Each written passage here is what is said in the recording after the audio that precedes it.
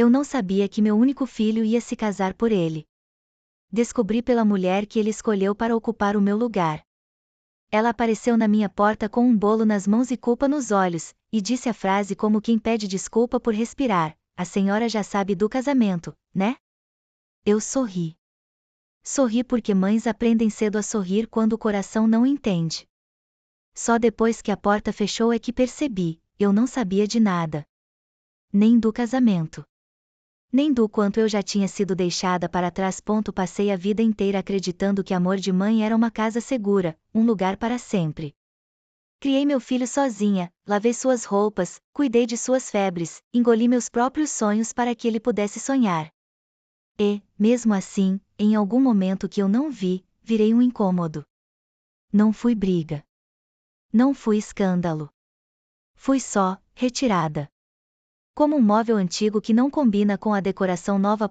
No dia do casamento, acordei cedo, fiz café para 2 xícaras e lembrei que agora só existia uma. Enquanto alguém ajeitava a gravata dele e prendia flores na lapela, eu organizava gavetas que já estavam organizadas, tentando não pensar no som da minha ausência naquele lugar onde eu deveria estar. Esta não é uma história sobre um casamento. É uma história sobre o momento em que uma mãe descobre que pode perder um filho mesmo com ele ainda vivo. E sobre como algumas traições não fazem barulho, elas apenas deixam a casa inteira em silêncio. Há silêncios que entram na nossa vida devagar, como poeira, e quando percebemos já cobriram tudo. Eu sempre achei que a velhice traria esse tipo de silêncio, o da casa vazia, o da xícara sozinha sobre a mesa, o das tardes longas demais. Nunca imaginei que o mais cruel deles viria do meu próprio filho. Porque algumas ausências não começam quando alguém vai embora, começam quando alguém decide que você já não faz parte. Criei meu filho sozinha. Ensinei a andar, a falar, a pedir desculpa e a não virar o rosto para quem ama. Trabalhei mais do que o corpo permitia, dormi menos do que precisava, vivi menos do que sonhava. Fiz isso não como sacrifício, mas como escolha. Mães fazem escolhas que o mundo nunca vê. A gente acredita, lá no fundo, que amor é uma espécie de promessa silenciosa: eu te dou tudo, e um dia você vai lembrar de mim. Descobri que meu filho ia se casar pela boca de outra pessoa. Não houve preparação, nem cuidado, nem aviso. Houve apenas uma frase jogada no ar, dessas que mudam o formato da nossa vida para sempre. Naquele instante, eu entendi que não tinha sido esquecida, tinha sido deixada de fora. E há uma diferença enorme entre as duas coisas. Esta é a história de uma mãe que não perdeu o filho para a morte, mas para a escolha dele. Uma história sobre o dia em que eu descobri que também é possível ficar órfã de alguém que ainda está vivo. Se você gosta de histórias emocionantes, de superação e lições de vida, já se inscreve no canal e ativa o sininho. Assim você não perde nenhum dos próximos vídeos que podem mudar seu dia, ou até sua forma de ver a vida.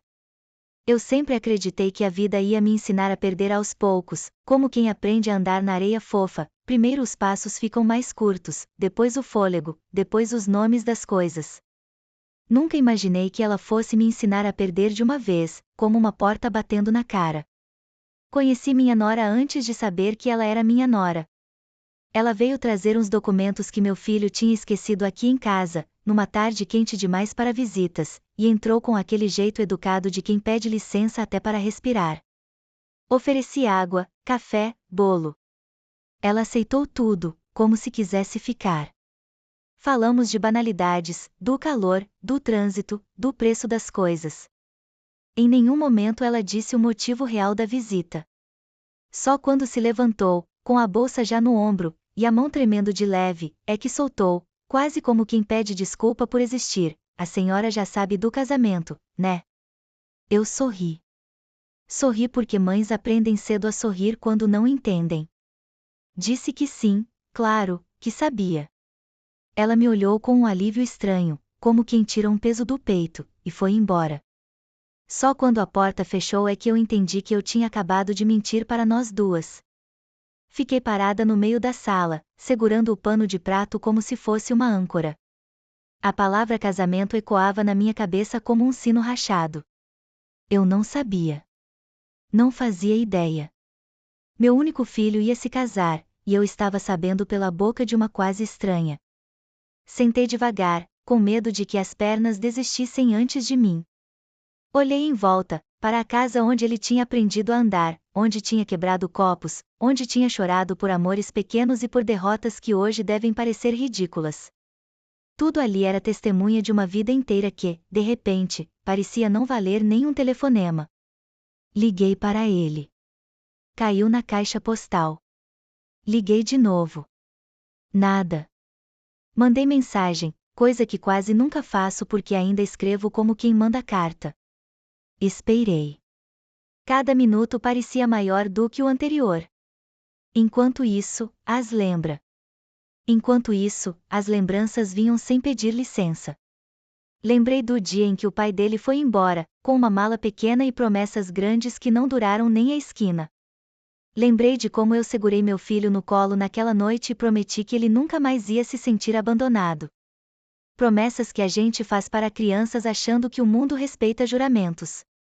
Quando ele finalmente ligou de volta, já era noite. A voz dele estava cansada, apressada, como se eu fosse mais uma tarefa do dia. Eu não rodeei. Nunca fui boa nisso.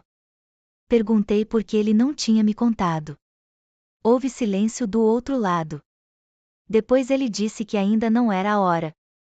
Que as coisas estavam complicadas. Que eu ia entender. Nada machuca mais do que quando alguém decide por você o que você é capaz de entender. Eu disse que já sabia. Ele perguntou como. Eu respondi, pela sua noiva. Outra pausa. Dessa vez maior. Ele não pediu desculpa. Só disse que depois a gente conversava com calma. Depois. De novo essa palavra que serve para empurrar as pessoas para fora da nossa vida. Naquela noite eu não dormi. Andei pela casa como quem anda por um museu de si mesma. Toquei nos móveis, nas fotografias, nas roupas antigas dele que eu nunca tive coragem de doar. Pensei em quantas vezes eu deixei de viver coisas minhas para viver as dele. Não me arrependo. Mães não se arrependem, mas cansam. E naquele cansaço havia uma dor nova, a de perceber que eu tinha sido colocada do lado de fora da própria história. No dia seguinte, ela voltou. Minha nora. Veio com um bolo na mão e os olhos cheios de uma culpa que não era só dela. Sentou-se à mesa e começou a falar demais, como fazem as pessoas nervosas. Disse que não era intenção me magoar. Disse que ele estava confuso. Disse que as coisas tinham saído do controle. Eu ouvi tudo em silêncio. Às vezes, o silêncio é a única forma de não gritar. Perguntei se eu estava convidada. Ela baixou os olhos antes de responder. Esse gesto disse mais do que qualquer palavra. Disse que talvez fosse melhor assim, que o clima estava tenso, que eu podia não me sentir bem. Traduzindo, eu era o problema. Quando ela foi embora, fiquei olhando o bolo em cima da mesa, intacto. Pensei em como as pessoas sempre trazem comida quando não sabem o que fazer com a própria culpa. Joguei o bolo fora sem provar. Naquele dia, entendi que algumas perdas começam muito antes do adeus. Elas começam quando alguém decide que você já não faz parte. E foi assim que eu descobri que meu filho ia se casar. Não pela boca dele, mas pelo cuidado constrangido da mulher que ele escolheu para ocupar o meu lugar. Depois daquele dia, a casa ficou diferente. Não porque algo tivesse mudado nela, mas porque eu tinha mudado dentro dela. É estranho como os lugares permanecem iguais quando a gente já não é mais a mesma pessoa. Continuei acordando cedo, varrendo o quintal, fazendo café para uma única xícara, mas tudo parecia uma encenação mal ensaiada. Às vezes eu me pegava preparando 2 xícaras, como fazia antes, e só percebia quando a segunda esfriava em cima da mesa. Eu não jogava fora. Ficava olhando o vapor desaparecer, pensando que talvez fosse assim que as pessoas somem da nossa vida: primeiro o calor vai embora, depois o cheiro, depois a lembrança vira só um hábito sem sentido. Comecei a lembrar da infância dele com uma clareza que doía. Ele era um menino calado, mais observador do que falante. Quando o pai foi embora, ficou assim por meses, andando pela casa como se tivesse medo de fazer barulho demais e espantar o pouco que ainda tinha. Eu fazia o possível para ocupar os silêncios, inventava passeios, comprava livros usados, fazia jogos com coisas simples.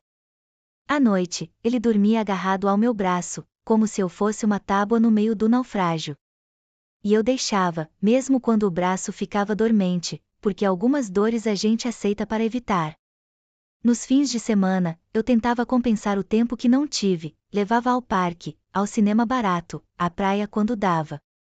Nunca fomos uma família de fotos bonitas, mas éramos uma família de presença. Ou pelo menos eu achava que éramos. Ele cresceu com uma pressa que eu não conseguia acompanhar. Adolescente, começou a se envergonhar da casa simples, das minhas roupas repetidas, do meu jeito de falar alto demais. Eu percebia, mas fingia não ver. Mães aprendem cedo a fingir que não veem certas coisas para não perder os filhos antes da hora. Quando ele entrou na faculdade, eu chorei escondido no banheiro do trabalho, não de tristeza, mas de um orgulho cansado. Pensei, agora vai ser diferente. Agora ele vai entender tudo o que fiz. Foi nessa época que ele começou a mudar de verdade. Não foi de um dia para o outro. Foi como uma parede que vai sendo levantada tijolo por tijolo. Primeiro, menos visitas. Depois, menos ligações. Depois, respostas rápidas demais para quem antes ficava horas contando o dia. Quando perguntei se tinha feito alguma coisa errada, ele disse que eu estava imaginando coisas. Que a vida adulta era assim mesmo. Talvez fosse. Mas eu sentia que havia algo mais, alguma coisa que eu não sabia nomear. Conheci a Nora pela primeira vez no almoço apressado. Ela era educada, bonita, tinha aquele ar de quem já nasceu sabendo se comportar. Gostei dela na hora. Pensei que finalmente ele tinha encontrado alguém que cuidaria dele quando eu já não pudesse. Talvez tenha sido aí que eu comecei a desaparecer para ele. Porque quando um filho encontra alguém, às vezes acha que não precisa mais de quem sempre esteve ali. Depois do bolo jogado fora e da casa silenciosa, comecei a organizar coisas antigas. Caixas, cartas, cadernos da escola dele. Encontrei um desenho de quando ele tinha 6 anos, era nós dois de mãos dadas, desproporcionais, sorrindo.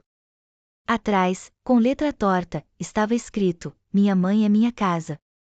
Fiquei muito tempo olhando para aquilo. Pensei em como as pessoas mudam de casa sem perceber. Ele não veio me ver naquela semana. Nem na outra. A Nora mandou uma mensagem perguntando se eu estava bem. Respondi que sim. Sempre respondemos que sim quando não queremos dar trabalho. À noite, eu me perguntava se ele sentia falta. Se em algum momento pensava em mim quando passava pela frente de uma padaria, de uma loja simples, de qualquer coisa que tivesse cheiro de passado. Comecei a entender que a exclusão não acontece de uma vez. Ela é construída em pequenos gestos, pequenas ausências, pequenas escolhas. Quando percebemos, já estamos do lado de fora, olhando pela janela para uma vida que já foi nossa. E, mesmo assim, no fundo, eu ainda esperava que ele voltasse. Porque mãe é isso, mesmo depois de ser deixada, ainda deixa a luz acesa. Ele apareceu numa tarde cinzenta, daquelas em que o céu parece cansado de sustentar a própria cor. Bateu na porta como quem bate por educação, não por necessidade. Eu demorei a atender, não por vingança, mas porque precisei de alguns segundos para lembrar como era ver o rosto dele sem sentir aquele aperto imediato no peito. Quando abri, ele sorriu.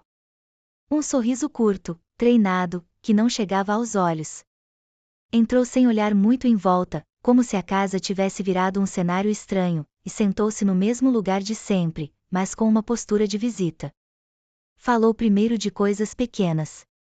Do trabalho, do trânsito, do calor.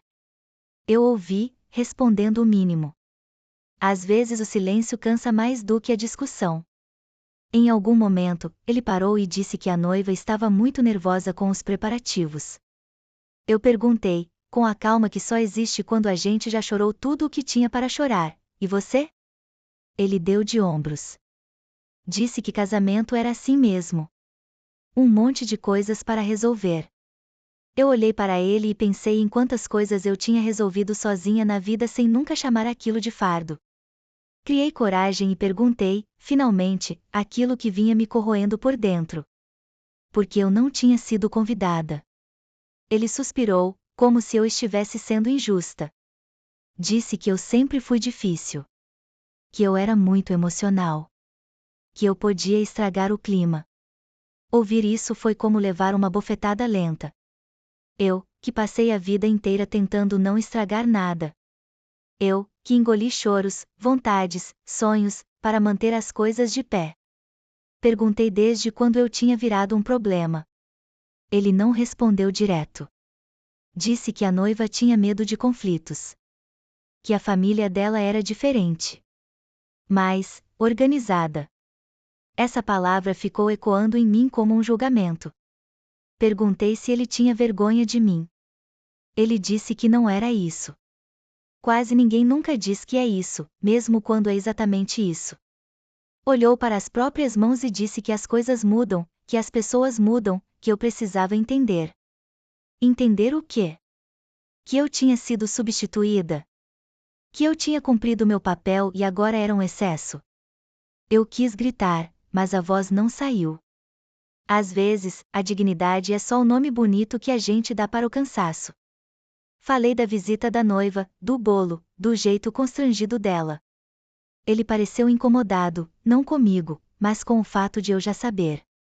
Disse que não era assim que ele queria que eu descobrisse. Perguntei, então, como ele queria. Pelo correio? Por terceiros?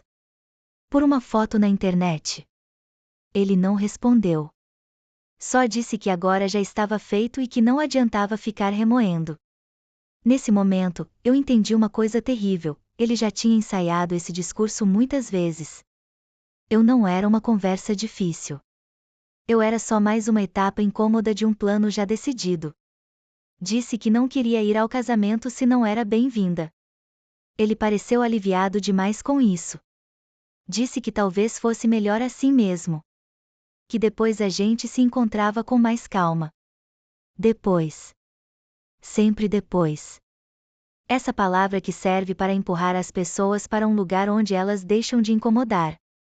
Quando ele se levantou para ir embora, hesitou por um segundo, como se fosse me abraçar. Não abraçou.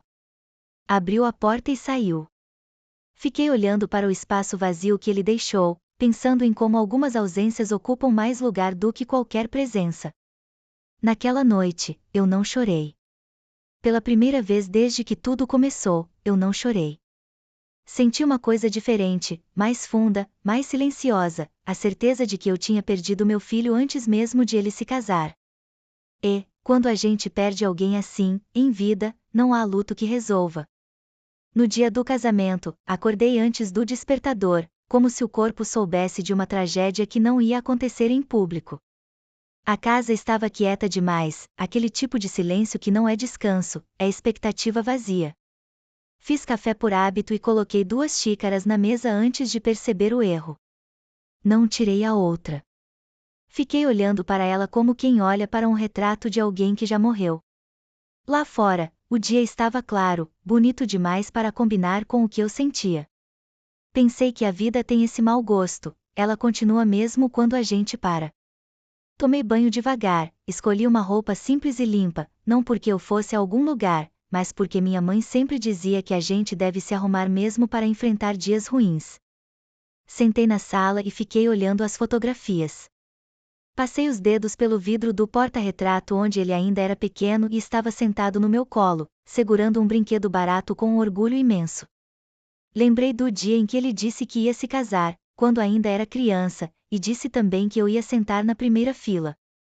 Crianças fazem promessas como quem desenha casas com chaminé, acreditam que aquilo é para sempre. Enquanto isso, em algum lugar da cidade, alguém ajeitava a gravata dele. Alguém prendia flores na lapela. Alguém conferia se tudo estava perfeito. Eu tentei não imaginar, mas a mente da gente é um lugar sem portas. Pensei na família dela, todos juntos, rindo, tirando fotos. Pensei em como eu devia existir para eles, Talvez como uma história mal contada, uma mãe complicada, uma presença desnecessária. Por volta do horário da cerimônia, liguei o rádio para fazer barulho. Não queria ouvir o silêncio da casa coincidindo com o silêncio dele em relação a mim. Tocou uma música antiga, dessas que falam de despedidas sem usar a palavra. Ri sozinha da ironia. Fui para a cozinha e comecei a organizar uma gaveta que já estava organizada. Depois outra. Depois outra. A gente inventa tarefas quando não quer pensar. No meio da manhã, a nora mandou uma mensagem. Dizia que esperava que eu estivesse bem, que tudo estava muito bonito, que depois a gente conversava. Olhei para aquelas palavras por muito tempo antes de responder. Escrevi que desejava felicidade aos dois. Nada mais. Não porque eu fosse melhor do que a situação, mas porque eu estava cansada demais para ser amarga. Sentei no quintal e fiquei olhando o céu. Lembrei do dia em que levei meu filho à escola pela primeira vez. Ele não queria soltar minha mão. Chorei escondido quando voltei para casa. Pensei que aquele tinha sido um dia difícil. Como a gente é ingênua quando ainda não viveu o suficiente. Quando a tarde chegou, eu já estava vazia de tanto sentir. Descobri que existe um tipo de dor que não queima, não corta, não grita. Ela só pesa. Pesa como se cada lembrança fosse um tijolo em cima do peito. No fim do dia, arrumei a cama e deitei cedo. Não para dormir, mas para acabar logo com aquele dia. Antes de fechar os olhos, pensei, hoje meu filho começou outra vida. Eu fiquei de fora da porta. Depois do casamento, os dias não voltaram ao normal, porque não existe normal depois que alguma coisa se quebra desse jeito. Existe apenas o hábito, que é uma espécie de sobrevivência. Continuei indo ao mercado, varrendo o quintal, pagando contas, mas tudo era feito com uma atenção automática, como se eu estivesse ocupando o corpo de outra pessoa. Às vezes eu pensava em ligar para ele. Pegava o telefone, discava metade do número, e parava. Não sabia mais que lugar eu ocupava na vida dele. Mãe? Parente distante? Incômodo resolvido? Ele não ligou. Nem no dia seguinte, nem na semana seguinte. Quem mandava notícias era a nora, sempre educada, sempre cuidadosa, sempre distante. Dizia que estavam bem, que a vida de casados era uma correria gostosa, que ele trabalhava demais. Eu respondia com frases curtas. Não por orgulho, mas por economia de esperança. Um dia, encontrei uma vizinha que tinha ido ao casamento. Ela falou da cerimônia como quem descreve um filme bonito: flores, música, lágrimas, abraços. Comentou como ele estava elegante, feliz. Disse que sentiu minha falta. Sorri e agradeci. Voltei para casa com aquela sensação de estar fora do próprio corpo. Pela primeira vez, vi meu filho como os outros viam, alguém que tinha uma vida onde eu já não cabia. Comecei a adoecer mais. Nada grave, segundo o médico. Coisas da idade, ele disse. Mas eu sabia que o corpo às vezes adoece quando a alma não tem mais para onde ir. Passei a esquecer panelas no fogo, compromissos, datas. Esqueci até de regar as plantas por alguns dias, e algumas morreram. Achei aquilo estranhamente simbólico. Num fim de tarde, ele apareceu sem avisar. Parecia mais velho. Ou talvez eu estivesse mais cansada de olhar. Entrou, sentou, olhou em volta como quem revisita um lugar que já não é seu. Perguntou se eu estava bem. Eu disse que sim. Ele falou do trabalho, de planos, de viagens. Não falou do casamento. Não falou da vida nova. Não falou de nós. Em algum momento, perguntou se eu precisava de alguma coisa. Eu pensei em dizer, preciso do meu filho. Mas só respondi que não.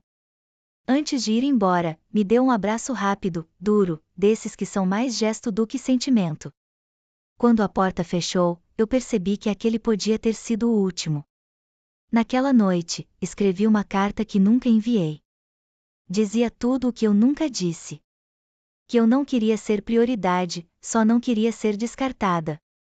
que eu não precisava sentar na primeira fila, mas queria existir na plateia. Que eu não criei um filho para perder um estranho.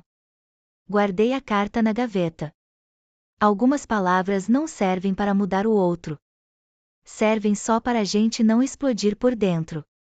E, pela primeira vez, comecei a me perguntar não quando ele voltaria, mas se eu ainda queria que voltasse. O tempo não conserta as coisas.